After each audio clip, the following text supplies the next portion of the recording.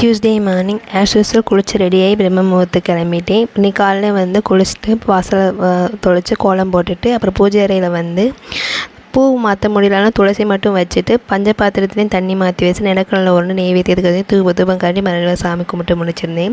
இன்றைக்கி பாப்பாவுக்கு simple lunch box தான் பூரியும் சன்னா மசாலா எப்படி ட்ரை பண்ணி பாருங்கள், ரொம்பவே டேஸ்ட்டாக இருக்கும்.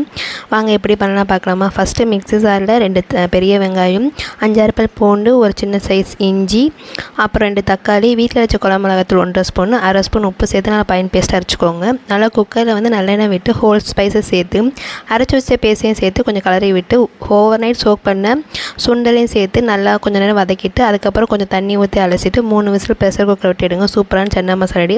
இறக்கையில் கொஞ்சம் சுகர் சேர்த்துக்கோங்க, ஏன்னா ஃப்ரெஷ் க்ரீம் இல்லைல்ல, அப்போ டேஸ்ட் சூப்பராக இருக்கும். இதை ட்ரை பண்ணிவிட்டு மறக்காமல் கமெண்ட் பாக்ஸில் கமெண்ட் பண்ணுங்கள். நம்ம வீடியோ பிடிச்சிருந்தா ஒரு சின்ன லைக்கும் அப்படியே மறந்துடாமல் சப்ஸ்கிரைப் பண்ணி பாருங்கள். தேங்க்ஸ்.